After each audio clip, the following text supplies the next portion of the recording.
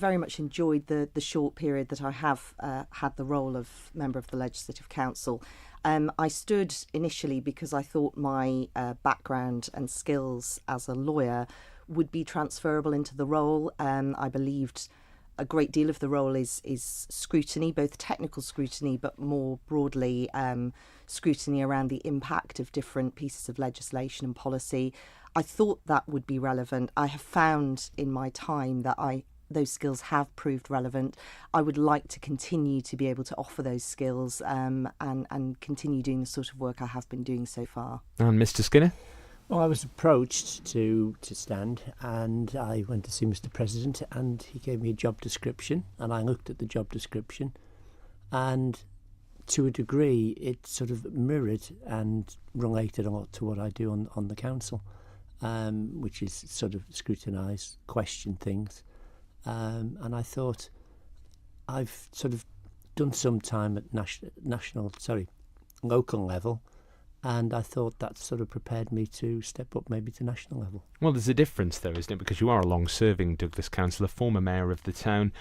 What sort of a step up? Is it a step up, maybe a step to the side? Do you anticipate it between Douglas Council and the Legislative Council? Other than having a public mandate, of course. Well, yes, you're right. I do have a public mandate. No, there is a difference. I mean, the legislation, obviously, that Tynwald and government have is a lot more in depth. There's a lot more of it. I wouldn't say I was long serving. I've only done 6 years. But yeah, no, it's a lot more, and it's a lot more full on as well. Well, you have a background in the fire service as well, so we'll actually touch on this because both of you have volunteering experience in a minute. But Mrs. Poole-Wilson, if I can turn to you, you're by trade an employment lawyer, aren't you? What relevance does that have to being a parliamentarian?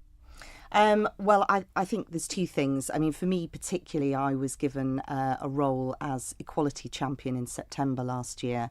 And that really is to help raise awareness and support effective work towards implementation of that particular, the Equality Act in the Isle of Man. The employment aspects of my role, I dealt a lot in the UK with the equivalent provisions, so I have a sort of working knowledge, particularly of how it works in the employment arena. I suppose the lawyer bit, before specialising in employment law, I did generalised training, and I think the skills that you use as a lawyer are very transferable to this type of scrutiny, detailed, eye for detail questions and so on. Well, you are the equality champion of Tynwald, overseeing the landmark legislation, which is the Equality Act, as you say.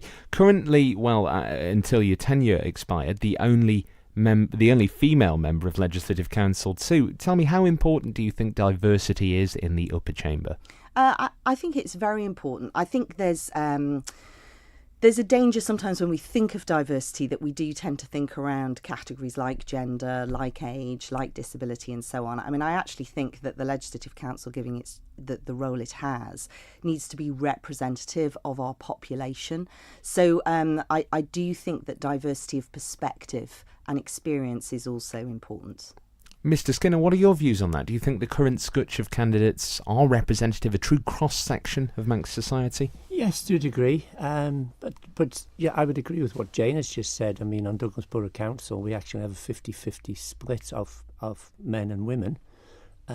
We have a member of the Filipino community as a councillor. And yeah, we are perhaps leading the way with diversity in Douglas.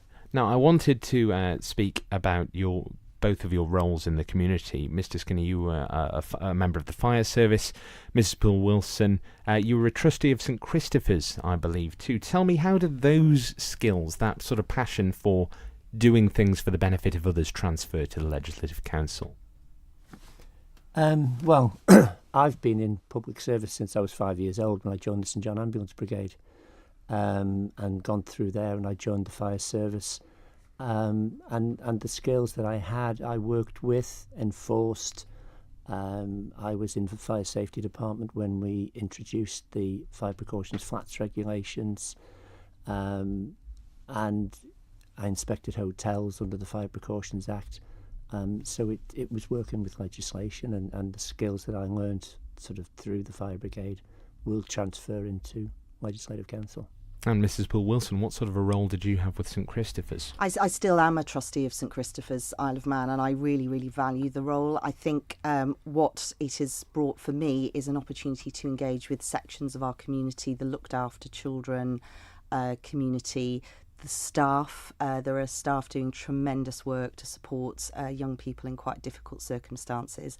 And I think what it does is informs you of particular needs and issues and really helps you to try and see what some of the challenges might be. I think it's very important to have understanding of different issues and challenges that perhaps aren't always to the forefront for us generally in the Isle of Man, because then in your parliamentary work it enables you to think about, is our legislation fit for purpose? Do we need to do more? How can we do better around certain areas? Now, it's an interesting time for all of you to throw your names into the ring for Legislative Council, because it comes at a time of change being in the air, really. There's a question mark over the future of the upper chamber, what it should represent, what it should stand for, what sort of a role it should have in society. How important is reform to you, Mr. Skinner? Well, you should always look at everything you do. You're constantly reviewing and reforming, and it is important. It's things move on, things change, and it's important to keep up to date with what's going on.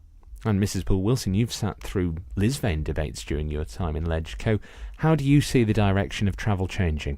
I think there is an evolutionary process going on at the moment. I don't think you have change for change's sake, but I think there is a clear drive to acknowledge that the Legislative Council has a different role to the House of Keys.